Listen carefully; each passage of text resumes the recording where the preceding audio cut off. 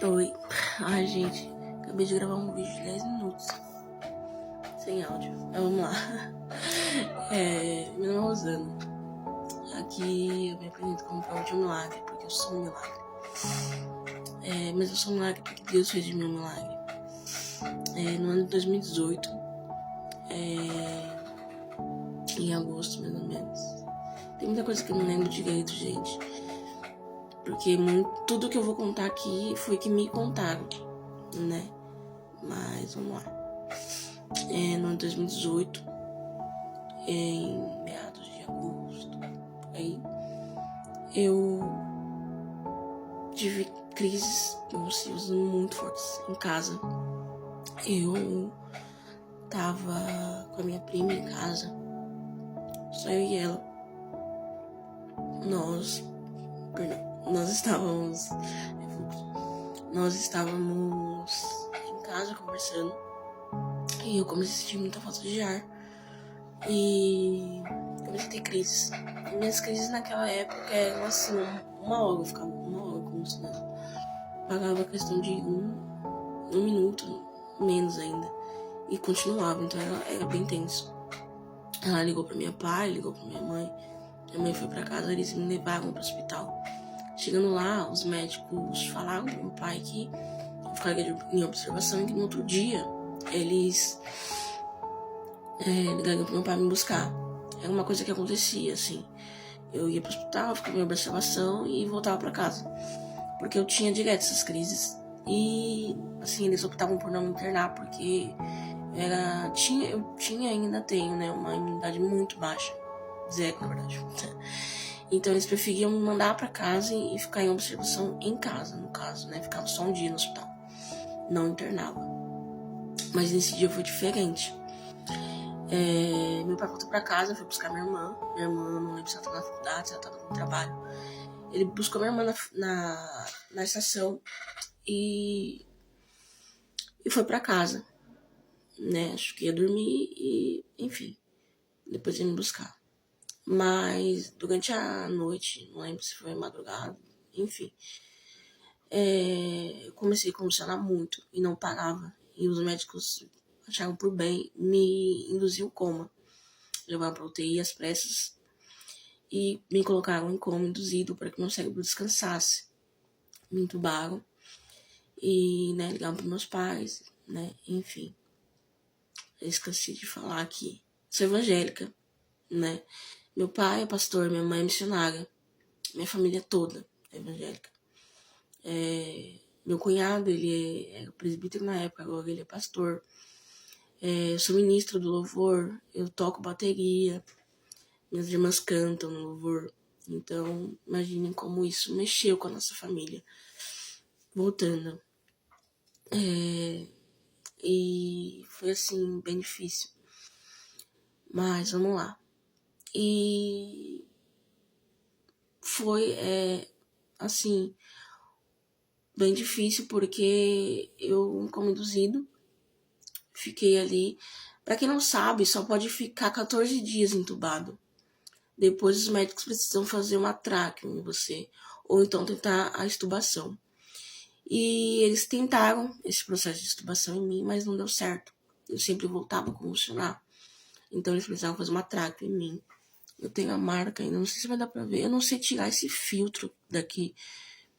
Mas aqui, assim, dá pra ver. Depois eu posso até postar uma foto. Mas se procurar no meu perfil, dá pra ver que eu tenho essa marca, né, da tráqueo. E eu amo essa marca, tá? Eu amo. Eu não cogito fazer nenhum procedimento pra tirar essa marquinha ou usar maquiagem. Eu amo. É a prova que eu sou um milagre.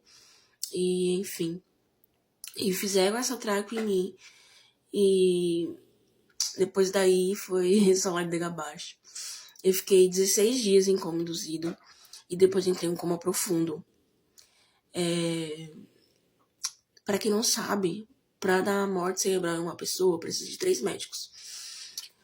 2 médicos já foram, né? E aí chegaram os médicos, né, pra dar. E meu pai, sempre que falavam pra ele que não tinha mais jeito, ele falava, tá bom.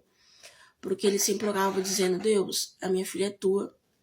E Se o senhor quiser levar, o senhor pode. Mas não leva por causa dessa doença. Porque ele não aceitava me perder pra epilepsia.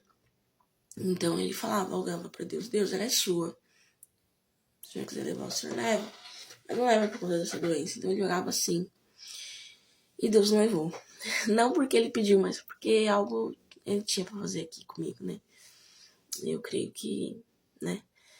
E nisso, meu pai sempre falava, tá bom.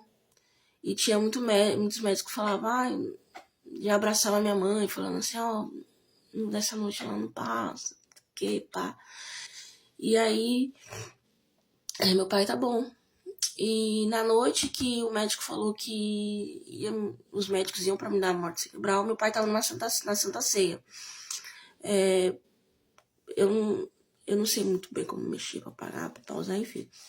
Mas quem não sabe o que é culto de Santa Ceia, pergunta no, no comentário que eu respondo. Pra não ficar muito confuso aqui. E aí o médico ligou meu pai falou, tá bom. Né? E que depois ia pro hospital e, enfim, e voltou pro culto. E ali meu pai começou a orar, a minha igreja toda orou.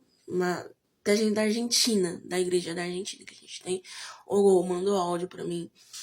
E assim, foi bem bonito. E naquele dia, quando os médicos continuavam fazendo os testes, eu espirrei. E eles voltaram os medicamentos, porque, pra quem também não sabe, em alguns casos, não são em todos, tá, gente? Mas em alguns casos, quando tá em coma profundo, eles tiram os medicamentos, não deixa muito medicamento, é pouca coisa que deixa. E no meu caso ali só tava a questão da respiração mesmo. E alguns medicamentos, bem poucos. Então eles voltaram todos os medicamentos pra que eu voltasse. E quando eu voltei, assim mesmo, abri o olho e tal, eu não sentia daqui pra baixo, eu não sentia. Assim, eu não sentia, como eu não sentia, não mexia. Com o tempo, acho que foi umas 2 semanas, menos ainda, acho que 1 semana. Eu voltei a sentir daqui pra baixo, mas eu não mexia a perna. Não conseguia mexer. Então era xixi na cama, tudo na cama. Mas um dos meus rins não funcionava. Olha que beleza, né? Um dos meus rins não funcionava, então eu precisei fazer diálise. E na primeira diálise eu não conseguia respirar. E era horrível, porque eu não conseguia falar. Só que eu achava que eu conseguia falar. E aí eu comecei a bater assim na cama e tal. E é horrível, porque você fica, quando você tá com atraque ou quando você tá em trabalho, você fica com a contenção. Porque se você dorme, quando você acorda, você não acorda no susto, você não acorda. Quando você. Pega aí. Calma, gente. Se você acorda, não tem o problema de você acordar no susto e puxar os tubos. Então, você fica sempre com a mão presa. Se você tá entubado, se você tá você sempre tá com a mão presa. E não é porque os médicos querem te maltratar, mas não, é sua segurança mesmo. Então eu tava sempre com a mão presa, independente se eu tava acordado ou se eu tava dormindo. Porque às vezes eu tava acordado e do nada eu dormia. Então eles faziam isso pra, deixar segura. E aí eu mexendo assim, batendo muito. E o cara, até ele entender que eu tava com muita falta de ar, demorou. E isso é horrível, gente, é desesperador. E eu sempre tive muito medo de morrer de 2 formas. Queimada e com falta de ar. E eu me vi morrendo daquela forma, né? Falta de ar. E foi horrível. Eu ouvi tudo durante o coma. Eu ouvi tudo que meu pai falou. Eu ouvi meu pai orando por mim, lindo. Eu ouvi meu pai cantando comigo. Foi muito bacana. Quer dizer, não foi bacana meu pai orando comigo, gente. Enfim, eu não consigo editar, não sei mexer nessas coisas.